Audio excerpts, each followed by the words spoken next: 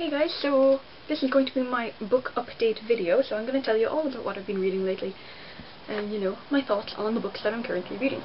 The first one, which is the one I'm currently reading properly, is Under the Never Sky, which is by Veronica Rossi, and it's a dystopian style novel where it's quite hard to explain. They're in a kind of futuristic world where there's an enclosed dome kind of place where that's where all the healthy people live and stuff like that, and then there's the outsiders and stuff. If you've ever seen the movie Sky Blue, I think it's Korean, but I'm not quite sure, it's an animated movie, you'll get what I mean by this. It's a similar kind of setup to it, but it's a really good film, you should watch it, by the way.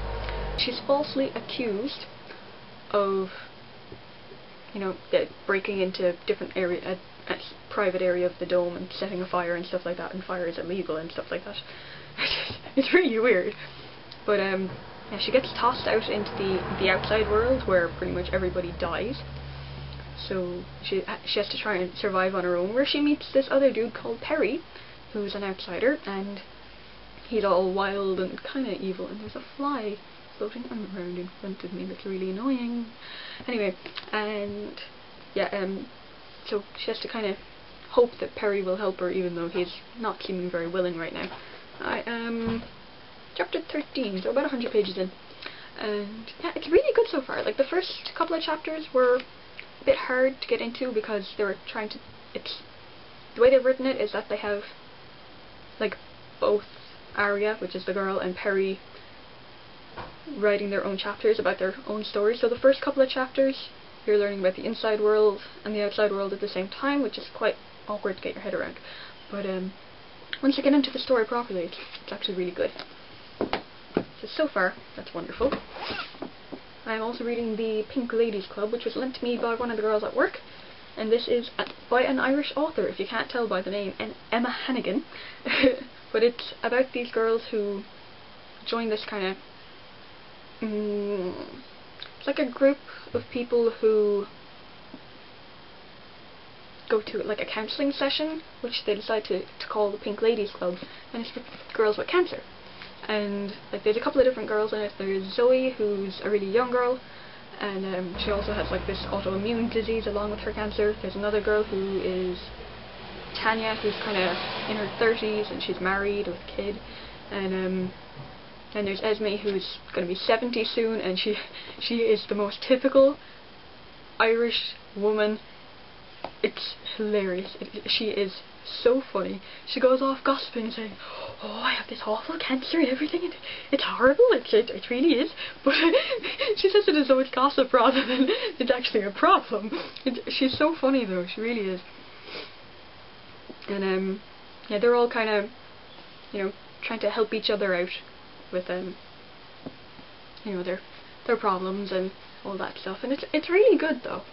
So if they didn't have the old lady in it though, it would be quite a serious book, but she really kind of makes it fun and lively, and it's so funny.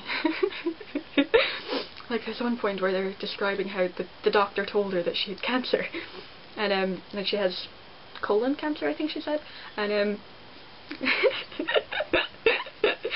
the doctor was a young doctor, and he was all kind of nervous and fidgeting around. She's like, "Would you ever stand up straight and stop fidgeting like you've got a ferret up your arse?" Swear to God, I was in hysterics forever after that. It's just brilliant, it really is.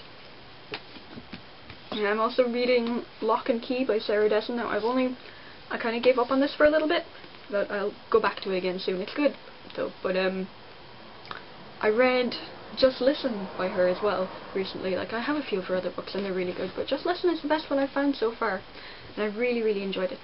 So yeah, definitely go check that one out. This one's really good too though. I'm also reading Water for Elephants, another one that my workmate gave me. This is incredible. It is absolutely amazing. I love it.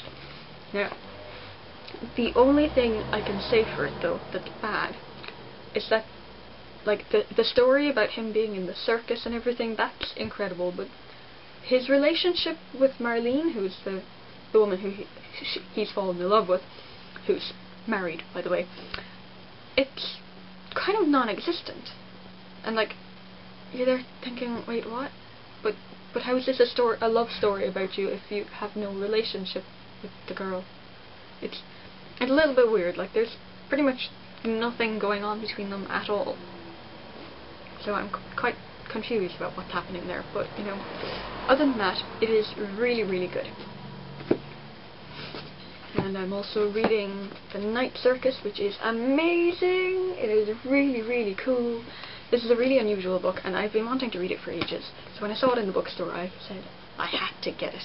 And oh my god, absolutely amazing. Now where am I? I'm halfway through the book. I've skipped through to the end though. I've done a detailed skip through, so I know exactly what happens the whole way along. I know I shouldn't, but I do. But this is The Night Circus is a circus that kind of starts as soon as the sun goes down, and then it ends at dawn. So yeah, so it's a circus that comes, and there's no announcements or anything preceding it, and it just kind of arrives overnight, and then it's simply amazing because the entire circus was made as a battleground for these two people, and their names are, oh my goodness, Marco and Celia. So when they were really young, Celia's father and another man called Alexander made a challenge to each other that their students were better than the other. Now these are magicians, and they're not magicians in the typical sense of magicians. These are really magical powered people. They can do real magic.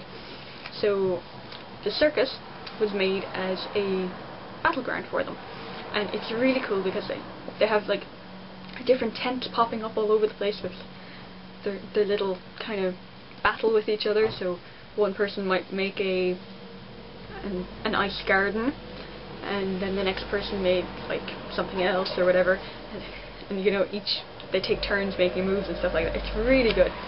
But the two of them end up falling in love, as they do, which is really cute, and it's brilliant. I really, really love it. I definitely recommend it. It is so cute. What else? I'm also reading a manga right now. I'm reading An After School Nightmare, which is by one of my favourite authors. It's Seto no Mizushiro. I always forget her surname. And it's amazing. As you can tell, I own the whole series. There's 10 volumes of it, and they're pretty pricey books, but it's absolutely amazing. Love this to death. It's about a guy who's actually a girl, and she has to attend this class after school where they go into a dream world, and they kind of, in that dream world, everybody who's participating in the dream, they show themselves as they really are. So there's one girl who is literally just hands, like monstrously long hands everywhere. It's really odd. And there's a suit of armour, and there's tons of different really, really weird characters in it. It's so good though. It is absolutely amazing. If you like manga, go read this. It is so amazing. Yeah. And last but not least, I am reading 50 Shades of Grey. And yeah, I know there's a lot of hype going around about this, and it's fairly decent. Now, the actual, you know, the writing of it wasn't the best. It was originally written as Twilight fanfiction, so, you know, it was never really designed to be published as a book. But it's actually pretty good, all things considering, so far. Like, I didn't expect the characters to be so likable, and it's actually kind of funny. Like, I've only read like one chapter of it, and I was actually laughing the whole way through it, and I was like, but what? This is like an SNN book. Why is there humour in it? It was quite odd, but definitely, I would say, for older teenagers, no young people should read this. It's quite graphically sexy. Like, I've skipped through bits just to see what was happening, and it is definitely graphically sexy. Now, there is another 2 books after this, but, you know, I probably won't read the other ones, but this one is actually pretty decent, all things considering. Especially when considering that it's related to Twilight, but then that was never a really good book either in terms of its writing. Like, they didn't really write it very well. The story's good, but, you know, it was never particularly well written, so why would the fanfiction of it be well written? I don't know. Either way, it's actually pretty good considering. And this is the book we're using for our book club. I will leave a link to it down below, to both the actual book club and to the blog about the book club. And, you know, go check it out if you want to read it. I think it'd be really fun. Anyway, that is pretty much all I've been reading lately. Like, there are other books around the place that I've been reading, but I can't remember what they are.